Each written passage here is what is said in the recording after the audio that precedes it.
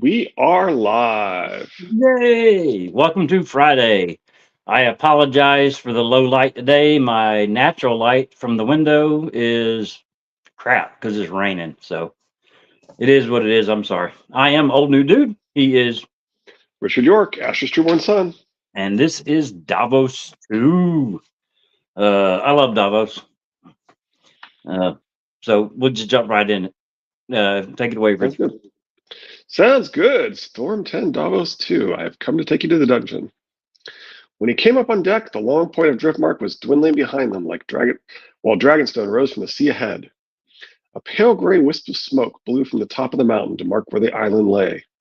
Dragonmont is restless this morning, Davos thought, or else Melisandre is birding someone else. Melisandre had been much in his thoughts as Shyala's dance, I guess, made her way across Blackwater Bay and through the gullet, tacking against perverse, contrary winds. The great fire that burned atop the Sharp Point watchtower at the end of Massey's Hook reminded him of the ruby she wore at her throat. And when the world turned red at dawn and sunset, the drifting clouds turned the same color as the silks and satins of her rustling gowns. It's funny after seeing or hearing and seeing the mother at his little Merlin crown little rock. He is one singular minded, obsessed with Melisandre. Oh yeah, He can't get her off his brain. yeah, So the mother has set him to task. yeah. And I have plenty to say about that, but anyway. She would be waiting on Dragonstone as well, waiting in all her beauty and all her power, with her god and her shadows and his king. The Red Priestess had always seemed loyal to Stannis, until now. She has broken him as a man breaks a horse. She would ride into power if she could, and for that she gave my sons to the fire. I will cut the living heart from her breast and see how it burns. He touched the hilt of the fine, long lysine dirk that the captain had given him. From the corn. And I liked Lindsay's Green's Earthling. The Grand Space Council of Immortal Know-It-Alls told me to tell you the shirt counts as one. Anyway, may have been inspired by that one. There you uh, so George is so sneaky. He shows us with his history how people will go along with leaders like the Mad King, and also how people will blame a foreign witchwoman advisor with no political power for the actions of the patriarch. He then uses Davos and Stannis to make us do the same thing. Stannis sends his fire sorcerer advisor to kill an honorable man expecting to fight his champion, like the Mad King. Stannis, I burned his brother Baratheon, orders politically questionable executions, like the Mad King. And later, he'll burn his own hand, like the Mad King.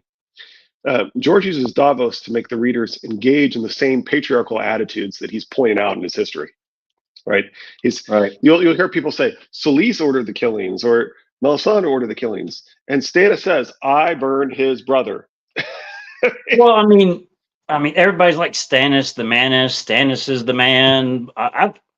Right. And it's Yeah, because Davos believes these things, and Saladar San. And Saladar San and Davos are lying to us in this chapter. right. They're blaming the women who have no right to order executions for the executions. Both of them, Solis and Melisandre. No, the two queens do not have political power in this system. They do not order the executions. Stannis, I burned his brother Baratheon, is the one who ordered the executions. Now, granted, Anyway. there might be a Queen's Guard, a small hand of fighters that will Yeah, lay but their that's not what lives happened down. here. Yeah, that's Right, not political power. That's power over a handful that are right, and devoted to you. Yeah, and this I is what he's agree. doing. He's deliberately doing this, right? He's making us buy in to their patriarchal logic and their systems of their the system is patriarchal, and it causes us to do this in real life as well, Mhm. right? And Stannis more like Blanus There you anyway. Blanus, I guess. Anyway, Blanus. Um, the Anyway, I think it's pretty impressive how he has so misled so many of the people who read these books into thinking the way Davos thinks and not looking at what's actually going on. Right, and I was like Order of the Green Hand when they're talking about certain theories and all this, or like George is like, oh, so that's what you believe, or a few people have figured it out. When anything above 50% believes one thing of a George book, I tend to scratch my head and go, is that right though? Or is there an alternative interpretation? And even if it's not right, I mean, I do think that there's a lot of things that people have really good interpretations that we all share and so forth. I'm not claiming that we never figure things out, Right. but I'm saying even on those, like John dying and coming back, waving from the briar maze, that even like John dying and coming back and representing Jesus in the story and so forth. Um, he George made it clear that he actually believed that was an alternative interpretation there, right? And that's why the Order of Well, the Green I Hand made mean, that video. on the death of John at the dinner party, whatever, and they're like, oh, so you think John is dead? Right, Uh, yeah. I mean, right. that's kind of the point, that when a bunch of people believe something, and George is like, so you think he's dead? I mean, him actually giving the possibility that, okay, Gi- Given that how all he these has people can't, fooled almost everybody on issues like this, right? It yeah, makes you wonder: are some of the things that everything. we're all buying into also something where he's fooling us? And it's definitely seems possible. We should perhaps have a little less confidence that our interpretation is the only correct interpretation. Let's put it that way. Well, I look at it this way. With all the YouTube videos out there and everybody's opinion, I mean, opinions are like earlobes. Everyone has some. Um, it if it doesn't feel right to you, don't The let Magnar somebody doesn't. else. Yeah, don't let somebody else make up your mind for you. You know what I'm saying? If they say something and you're like, okay, Yeah, I yeah, guess, you need to believe it too. You need to see the same things in the books coming from the yeah. page. There's some interpretations that make you click so much that you're just like, oh, I really like that. And even Yeah, some of those may turn out to be. it was. I said, the Magnar of Then doesn't always have earlobes, does he? Yeah, that's true. Well, he's a fictional character. How many children does Scarlet O'Hara have? Exactly. That's what I keep saying. Is that George wants you to know there's more than one correct answer, and that the answer in the books and in the show may not be the same. That's not how the saying goes. You No, that's useless, not hungry how the folk. saying goes. I cleaned it up for Richard. He don't like it when I cuss. Uh huh. Anyway, all right, let's continue. Anyway, yeah, I do think this is really important, though. That it's amazing how he's done that, and like you said, and how we may not even know all the places he's doing this. Exactly. The Magnar is.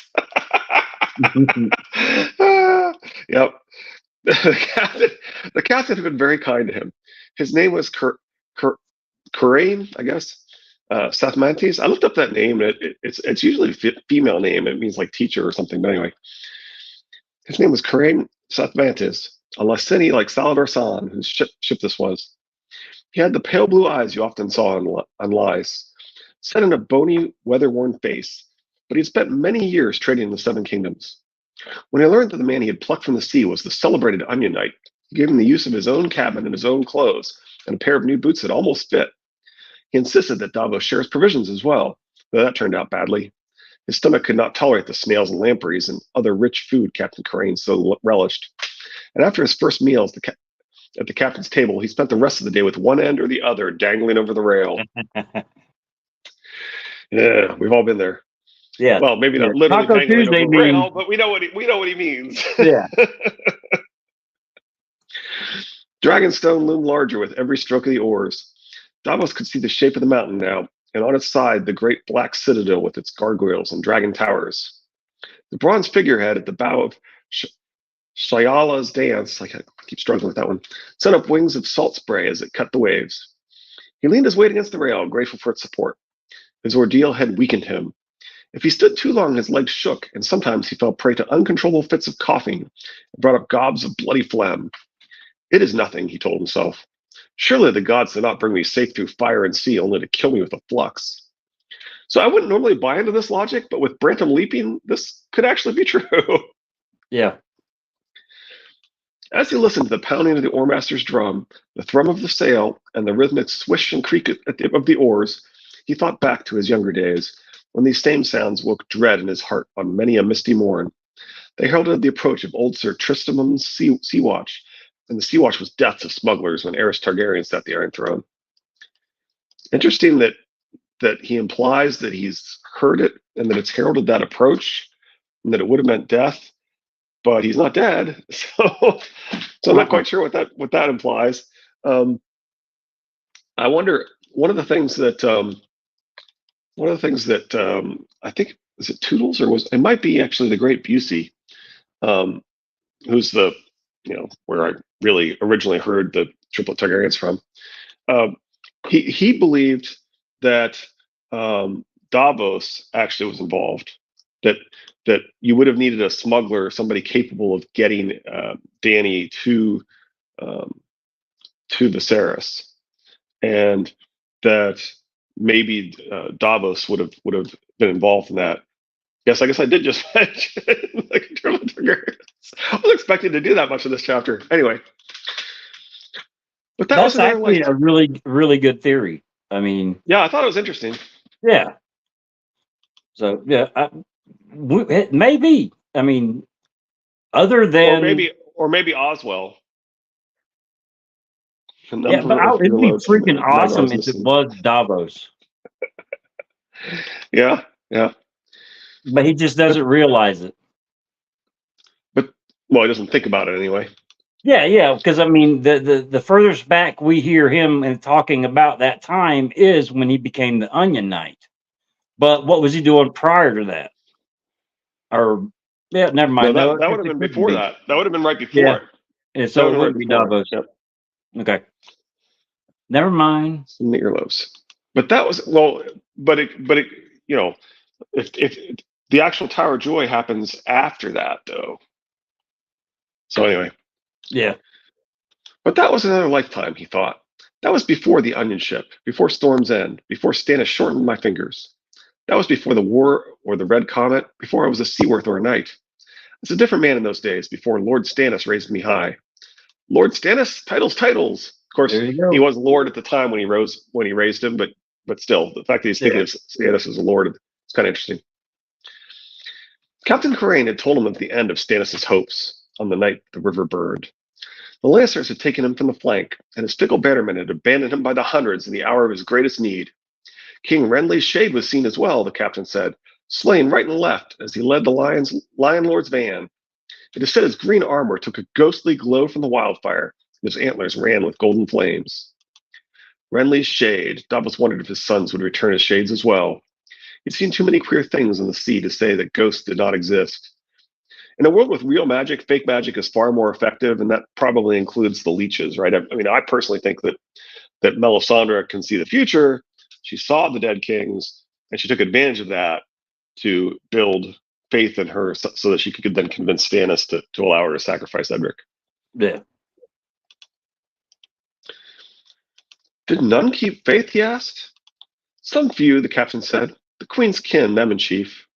We took off many who wore the fox and flowers, though many more were left ashore with all manner of badges. Lord Florent is the king's hand on Dragonstone now. The mountain grew taller, crowned all in pale smoke. The sail sang, the drum beat, the oars pulled smoothly, and before very long the mouth of the harbor opened before them.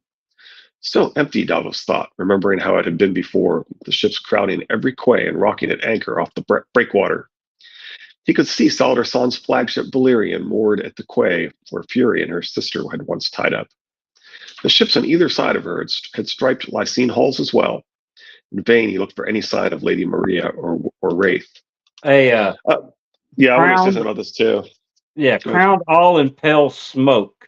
That's like Stannis's crown. You can't grab it. It's going to slip through his fingers like smoke. I mean, Hmm. he's never going to really be the king. I find something interesting about the mountain grew taller too. I mean, I don't know. For some reason, this whole thing kind of makes me think of maybe because I associate Dragonstone with the wall and the ice dragon. Hmm. It kind of makes me picture, growing taller as if it's coming to life. Maybe I don't know. He definitely likes to personify the land a lot. So They pulled down the sail as they entered the harbor to dock on oars alone. The captain came to Davos as they were tying up. My prince wished to see you at once. A fit of coughing seized Davos as he tried to answer. He clutched the rail for support and spat over the side. The king, he wheezed. I must go to the king. For where the king is, I will find Melisandre. No one goes to the king, Corinne Sethmantes replied firmly. Solid Son will tell you, him first. Davos was too weak to defy him. He could only nod. Solid Son was not aboard his Valerian. They found him at another quay, a quarter-mile distant, down in the hold of a big-bellied Pentoshi cog named Bountiful Harvest, counting cargo with 2 eunuchs. One held a lantern, the other a wax tablet and stylus. Oh, with 2 eunuchs. Huh, that kind of does add to the Illyrio glamour theory, doesn't it? Anyway. Yeah. 37, 38, 39, the old rogue was saying when Davos and the captain came down the hatch. Today he wore a wine-colored tunic and high boots of bleached white leather inlaid with silver scrollwork. Pulling a stopper from a jar, he sniffed, sneezed, and said, A coarse grind, and of the second quality, my nose declares. The bill of lading is saying 43 jars. Where have the others gotten to, I am wondering? These Pentoshi, do they think I am not counting? When he saw Davos, he stopped suddenly. Is it pepper stinging my eyes, or tears? Is this the knight of the onions who stands before me? No, how can it be? My dear friend Davos died in the burning river, all agree. Why has he come to haunt me? I am no ghost, Sala. What else? My onion knight was never so thin or so pale as you. Saladar San threaded his way between the jars of spice and bolts of cloth that filled the hold of the merchanter, wrapped Davos in a fierce embrace, then kissed him once on each cheek and a third time on his forehead. You are still warm, sir, and I feel your heart thumpity-thumping. Can it be true? The sea that swallowed you has spit you up again? Davos was reminded of Patchbait. Yep. Pod asked a really good question. How did you know they were eunuchs? Did you do a crocodile Dundee? Yeah, I assume that means that they look like eunuchs, right? Yeah, shaved head, certain dress. Yeah. They and that's why I was thinking that we know that the first time we hear about the pointy-hatted eunuchs is when Dany sees the Illyrio's guards in the very first book. Yeah, and that's what made me think. So there's this theory that the reason that he's on this ship that is built for Illyrio, and we never really hear about Illyrio losing his own private ship, is that he is Illyrio, and that one or the other of them is actually a glamour, or one or the other appearance.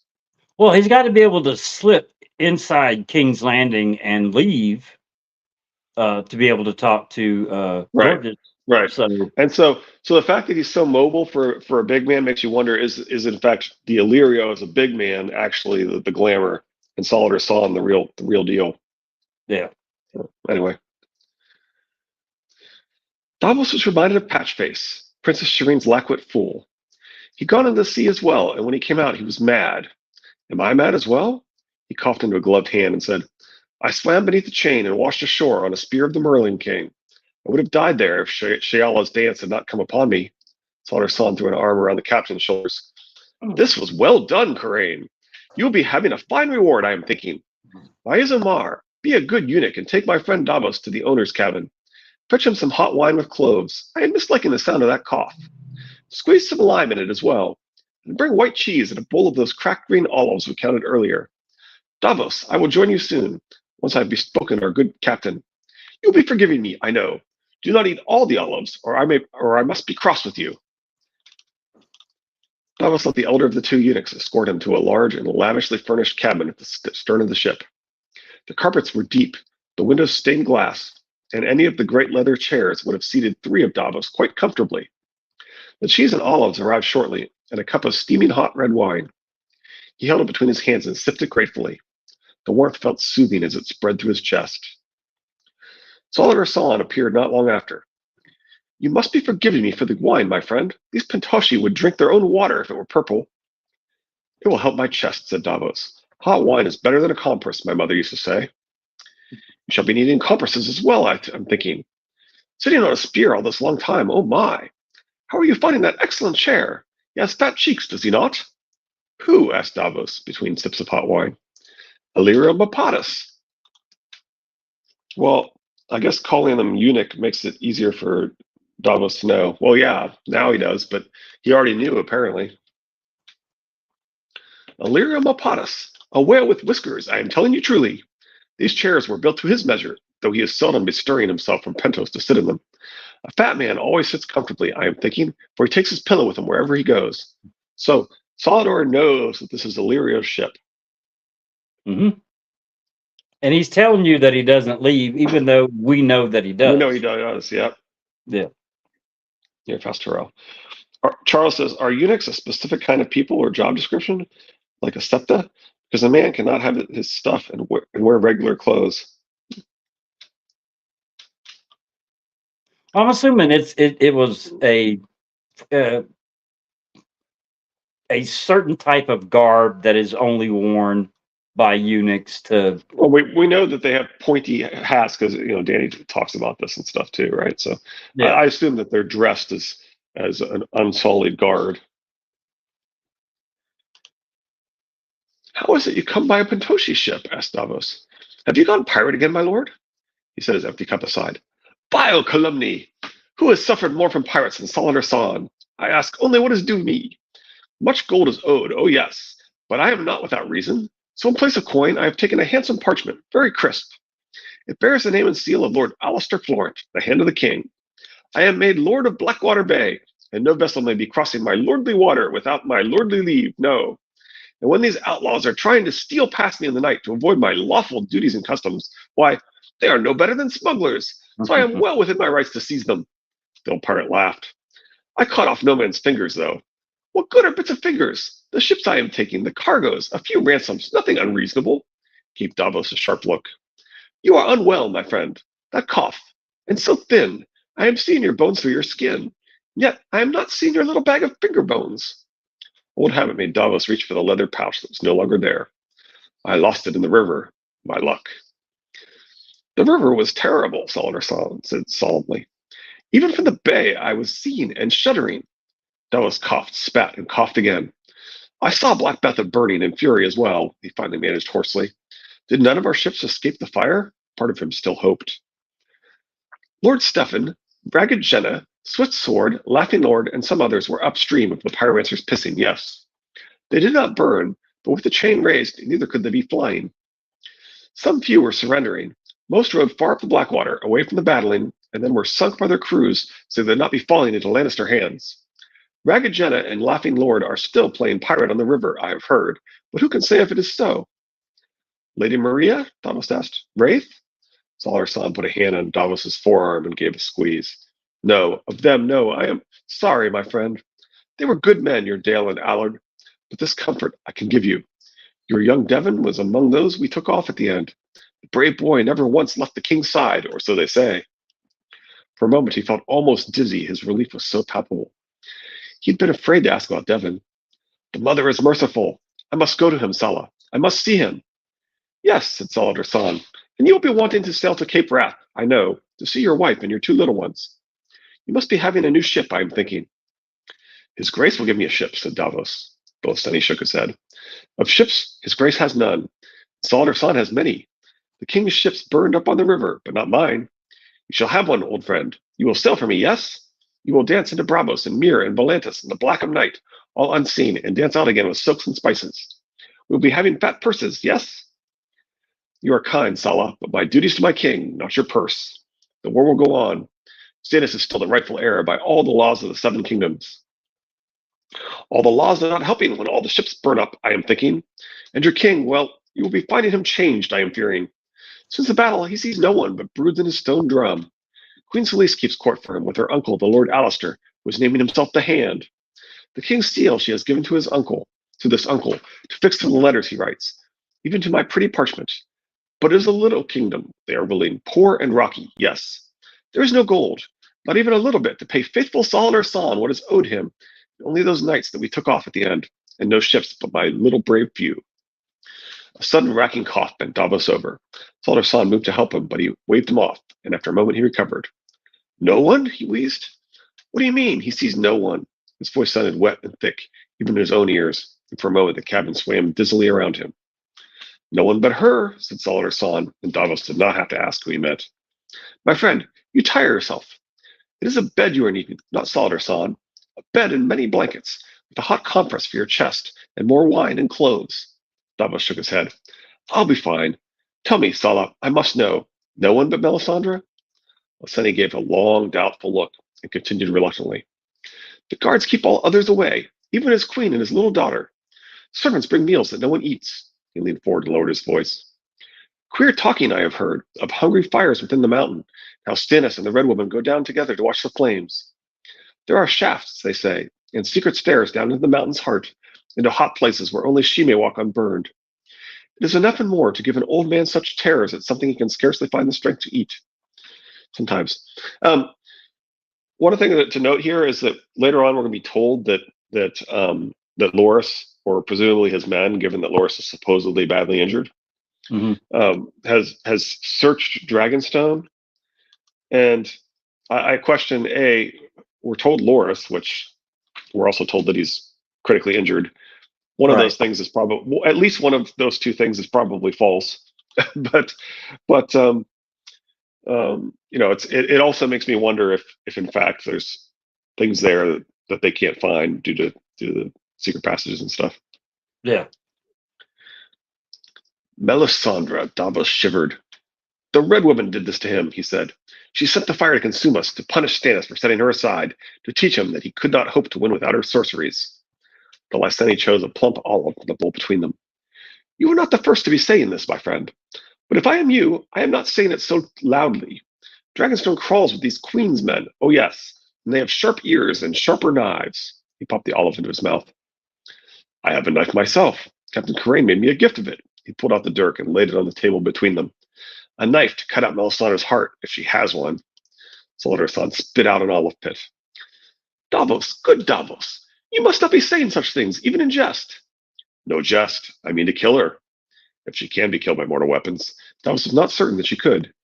He had seen old Maester Crescent slip poison into her wine. With his own eyes he had seen it. When they both drank from the poisoned cup, it was the Maester who died, not the Red Priestess. A knife in the heart, though. Even demons can be killed by cold iron, the singers say.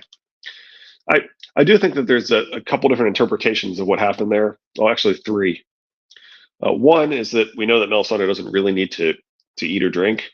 Mm-hmm. And so maybe she just doesn't metabolize poison. Right. Two, she can see, she always looks in the flames first thing to see any threats to her person. And three, we know that Crescent laid out a bunch of poison, that Stannis was showing him the utmost respect to that point, that he fell asleep with the poison out, that Pylos was supposed to wake him up, that Pylos was ordered not to wake him up.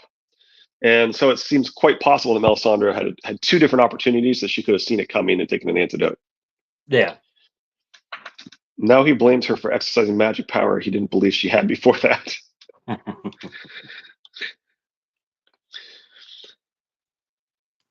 These are dangerous talkings, my friend, Salvador San warned him. I am thinking you are still sick from the sea. The fever has cooked your wits, yes. Best you are taken to your bed for a long resting until you are stronger. Till my resolve weakens, you mean? Davos got to his feet. He did feel feverish and a little dizzy, but it did not matter. You are a treacherous old rogue, Salvador San, but a good friend all the same. Lyseni stroked his pointed silver beard. So, with this great friend, you will be staying, yes? No, I will be going, he coughed. Go? Look at you. You cough, you tremble, you are thin and weak. Where will you be going? To the castle. My bed is there, and my son. And the Red Woman, Salvador San said suspiciously. She is in the castle also. Her too. Davos slid the dirk back into its sheath.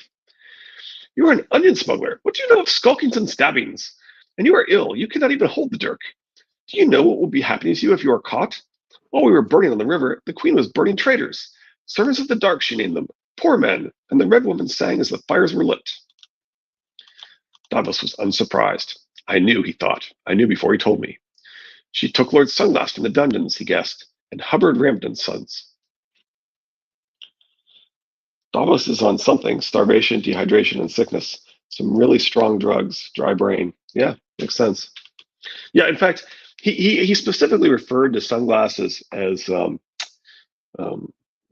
poor or something, or I don't know. He talks about Sunglass when he's sailing, and it makes it. I mean, is he ever going to be released? He's been accused of treason, and as Stannis will tell us in the next time we actually see Stannis, the punishment for treason is death. Like, is it really that surprising that Stannis would order him killed? Well, Anyway, and speaking of Davos being on something, the the task that was given him when he needed a task, the want to stay alive for Melisandre, could it be the same person that gave him that task also keeping him upright and moving forward at this point with a little bit of help? yeah, it seems possible. Certainly, the will to live is a strong force, right? Yeah. Just so, and burn them, as she will burn you. If you kill the Red Woman, they will burn you for revenge, and if you fail to kill her, they will burn you for the trying. She will sing, and you will scream, and then you will die. You have only just come back to life. And this is why, said Davos, to do this thing. Which kind of reminds me of Khal Drogo, I will do the thing. But anyway, to make an end of Melisandre Vashai and all her works. Why else would the sea have spit me out? You know Blackwater Bay as well as I do, Sala. No sensible captain would ever take his ship through the spears of the Merlin King and risk ripping out his bottom. Shayala's dance should never have come near me. A wind, insisted Salar-san loudly. An ill wind is all. A wind drove her too far to the south. And who sent the wind? Sala, the mother spoke to me. The old Lysini blinked at him. Your mother is dead. The mother. She blessed me with 7 sons, and yet I let them burn her. She spoke to me. We called the fire, she said. We called the shadows, too. I rode Melisandre to the bowels of Storm's End and watched her birth a horror. He saw it still in his nightmares, the gaunt black hands pushing against her thighs as it wriggled free of her swollen womb. She killed Cresson and Lord Renly and a brave man named Courtney Penrose, and she killed my sons as well. Now it is time someone killed her. Someone, said Salar-san. Yes, just so, someone, but not you. You are weak as a child and no warrior. Stay, I beg you. We'll talk more, and you will eat, and perhaps we will sail to Braavos and hire a faceless man to do this thing, yes? But you, no, you must sit and eat. This reminds me of Arya and Yoren, right? Arya says someone should kill Joffrey, and Yoren says someone will, right? Mm-hmm. And he's saying someone needs to kill her, and he says yes, just so someone, but not you. It's very similar. Anyway, he is making this much harder, thought Davos wearily, and it was perishingly hard to begin with. I have vengeance in my belly, Sala. It leaves no room for food. Let me go now, for our friendship. Wish me luck and let me go. She totally killed Cresson. Okay. I mean, I think Cresson killed himself, but all right. With Pod, I never know whether he's being satirical, or maybe I do know. Maybe the answer is always. Salar-san pushed himself to his feet. You are no true friend, I am thinking. When you are dead, who will be bringing your ashes and bones back to your lady wife and telling her that she lost a husband and 4 sons? Only sad old Saladar-san. But so be it, brave Sir Knight. Go rush into your grave. I will gather your bones in a sack and give them to the sons you leave behind, to wear in little bags around their necks. He waved an angry hand with rings on every finger. Go, go, go, go, go. Davos did not want to leave like this. Sala, go! Or stay, better. But if you are going, go! He went. She killed Cresson, then she shrunk all Cersei's clothes. We know it. Always or never, you decide. That's pretty good. His walk up from the bountiful harvest to the gates of Dragonstone was long and lonely. The dockside streets where soldiers and sailors and small folk had thronged were empty and deserted. Where once he had stepped around squealing pigs and naked children, rats scurried. His legs felt like pudding beneath him, and thrice the coughing racked him so badly that he had to stop and rest. No one came to help him, nor even peered through a window to see what was the matter. The windows were shuttered, the doors barred, and more than half the houses displayed some mark of mourning. Thousands sailed up the Blackwater Rush, and hundreds came back, Davos reflected. My sons did not die alone. May the mother have mercy on them all. When he reached the castle gates, he found them shut as well. Davos pounded in the iron-studded wood with his fist. When there was no answer, he kicked at it again and again. Finally, a crossbowman appeared atop the barbican, peering down between 2 towering gargoyles. Who goes there? He craned his head back and cupped his hands around his mouth. Sir Davos Seaworth, to see his grace. Are you drunk? Go away and stop that pounding. Salara's son had warned him. Davos tried a different tack. Send for my son, then. Devon, the king's squire. The guard frowned. Who did you say you were? Davos, he shouted. The Onion Knight. The head vanished, to return a moment later. Be off with you. The Onion Knight died in the river. His ship burned. His ship burned, Davos agreed. But he lived, and here he stands. Is Jake still captain of the gate? Who? Jake Blackberry. He knows me well enough. I never heard of him. Most like he's dead. Lord Chittering, then. That one I know. He burned on the Blackwater. Hookface Will? Hal the Hog? Dead and dead, the crossbowman said, but his face betrayed a sudden doubt. You wait there. He vanished again. Davos waited. Gone. All gone, he thought dully, remembering how fat Hal's white belly always showed beneath his grease-stained doublet, the long scar the fish hook had left across Will's face, the way Jate always doffed his cap at the woman, be they 5 or 50, highborn or low, drowned or burned with my sons and 1,000 others, gone to make a king in hell. Suddenly the crossbowman was back. Go round to the sally port, and they'll admit you. Davos did as he was bid. The guards who ushered him inside were strangers to him. They carried spears, and on their breasts they wore the fox and flower sigil of House Florent. They escorted him not to the stone drum, as he'd expected, but under the arch of the dragon's tail and down to Aegon's garden. Wait here, their sergeant told him. Does his grace know that I've returned? Asked Davos. Bugger all if I know. Wait, I said. The man left, taking his spearman with him. Aegon's garden had a pleasant piney smell to it, and tall dark trees rose on every side. There were wild roses as well, and towering thorny hedges, and a boggy spot where cranberries grew.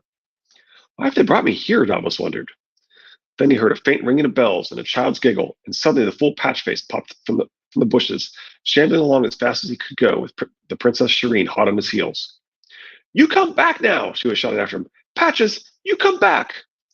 When the fool saw Davos, he jerked to a sudden halt, the bells on his antlered tin helmet going ting-a-ling, ting-a-ling. Hopping from one foot to the other, he sang, Fool's blood, king's blood, blood in the maiden's thigh, but chains for the guests and chains for the bridegroom. Aye, aye, aye. Shireen almost caught him then. At the last instant, he hopped over a patch of bracken and vanished among the trees. The princess was right behind him. The sight of them made Davos smile. So, obviously, this is about the Red Wedding, but yeah. I do find him disappearing into the trees to be somewhat more symbolism of him as like the others, and the way they turn into mist in the sun. Yeah. So is he?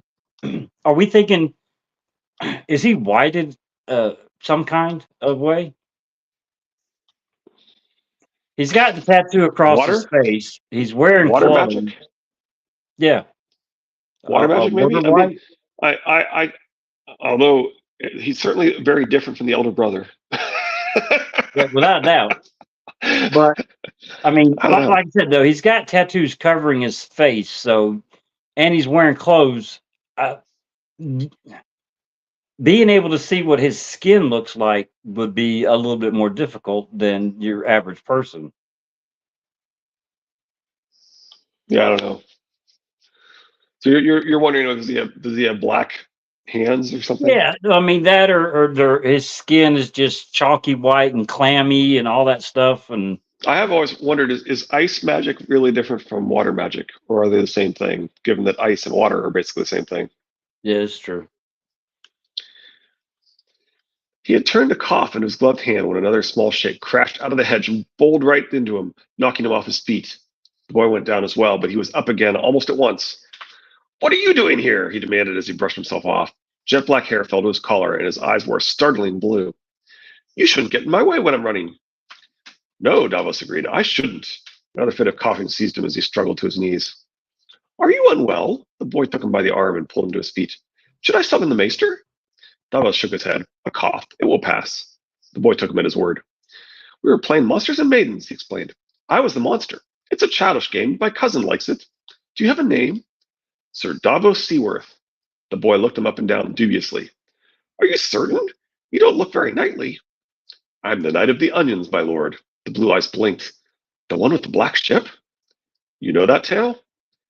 You brought my Uncle Stannis fish to eat before I was born, when Lord Tyrell had him under siege. The boy drew himself up tall.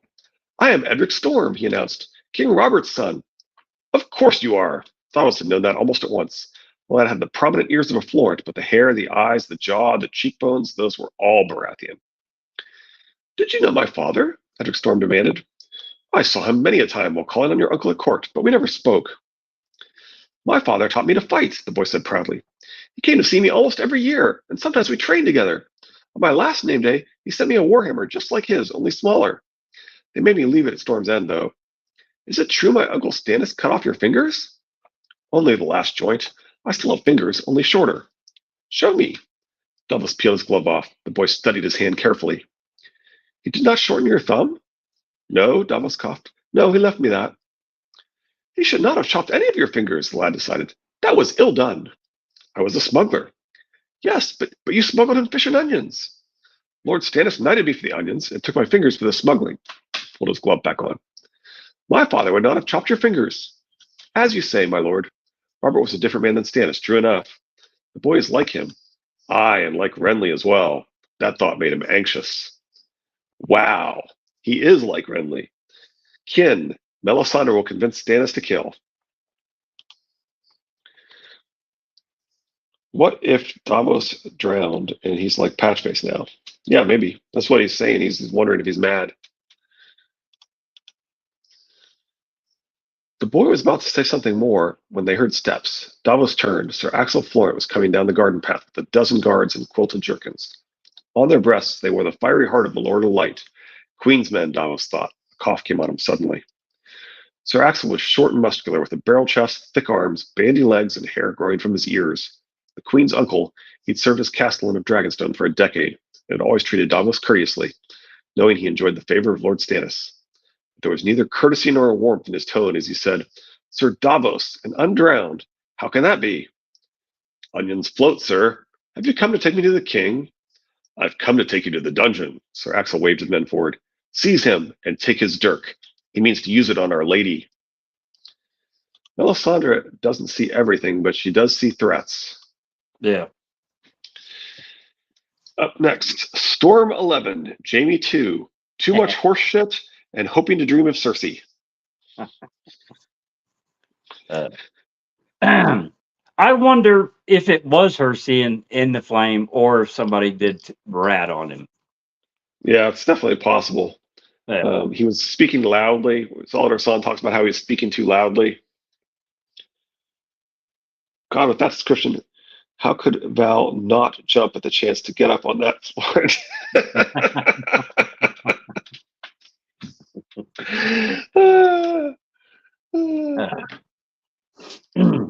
But yeah, I mean, it doesn't always have to be. I mean, it doesn't always have to be magic in the book. What if Salladhor Saan sent a raven? Yeah, I mean, it's definitely possible that he thinks that Salladhor Saan must have told, but I think we're told over and over again there that he's speaking too loudly, and that there's the implication is that Salladhor, that there's ears around that would tell on him. Yeah. So I think that. Haha, you guys got it just after I typed. Yeah, there's a little bit of delay before we see it too. As I've noticed when I type, it takes quite a while before it shows up. Yeah. But yeah, I mean, well, I mean, he even talks about seeing, I mean, rats on the streets and stuff like that. I mean, we know there are other people on that ship with him and Salladhor. There's people that brought the stuff in. I mean, if Salladhor is Illyrio, having Melisandre around might serve to prolong chaos in Westeros. What does that say? Yeah, the delay is pretty so long. Yeah. Oh, I'm sorry, just sit in that comment and post it like 4 minutes from now. Bummer.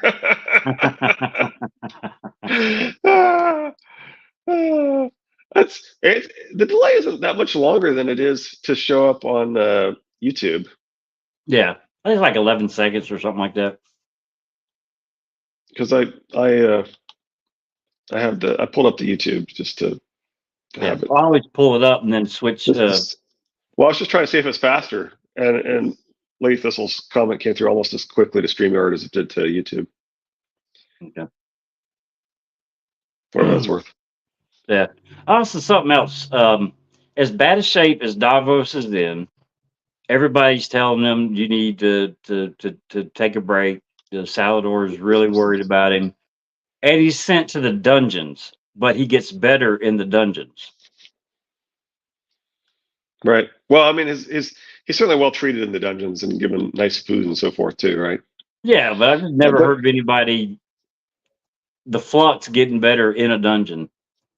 Just seems odd. I think Melisandre has something to do with him getting better in the dungeons. that could be true. Um, there actually is somewhat of a delay. That time when Pod typed that, I noticed it quite a bit, or probably 2 or 3 seconds earlier than I saw it on Yeah, StreamYard. it doesn't like Pod.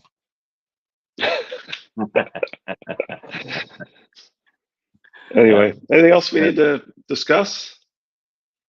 No. Oh, Charles, I am still looking for a hook worthy enough of your Lannister banner. Don't give up on me yet. Um, it will be in the background of a live stream soon.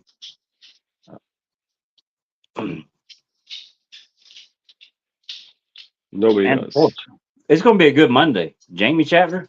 Woo. Yep. Oh, I got to get it hung up before Monday. Then nobody does. I know.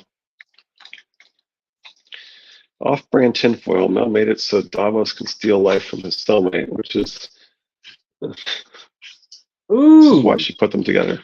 Interesting. I like it. Yeah. I like that a lot. Love you too, Lizzie. That, Yeah, love you let's too, get back Lizzie. going. Yeah, Let's get back that going. that answers my query. I like that.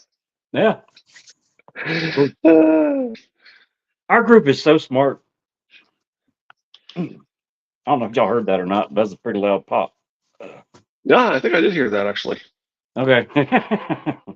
Well, I'm sitting in a chair that's got no back, and I can't lean on the books or anything like that. So I'm sitting here just kind of freestanding, and instead of sitting straight up, I sit there and slouch, and it kills my back. Oh, you laughing your ass off at me cracking my back, or your theory, Uh, or our reaction to your theory, or the fact that all the Lizzie above. loves this? Mm.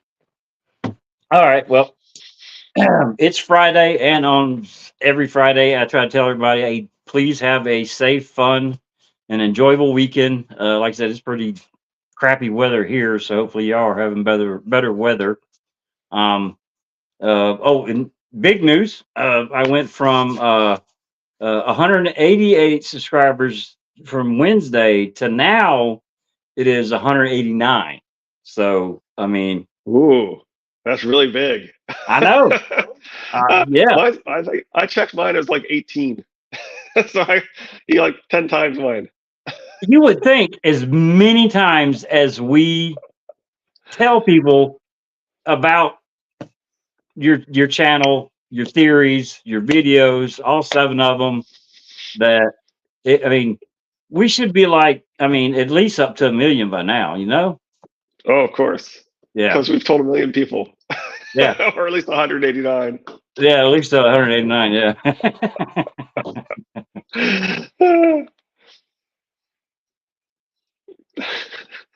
Yeah, I love off the cuff theories. My favorite part about this, and any discussions that are had when you're able to bounce things off or hear somebody else say something, you get that little light bulb moment that you might not have gotten if you weren't in that exact moment at that exact time. Boom, something pops off, and you're like, ooh. So yeah, I mean, off the cuff, I really liked it.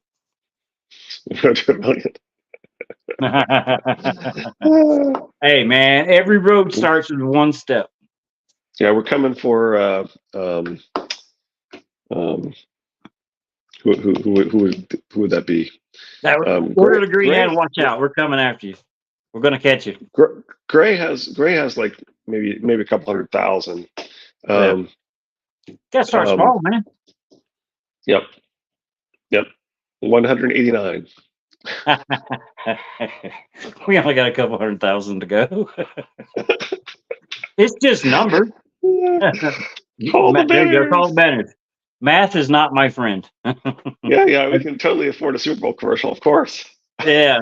As Will Wheaton had said when he had rolled a 1 during a D&D match, math is not my friend, without a doubt.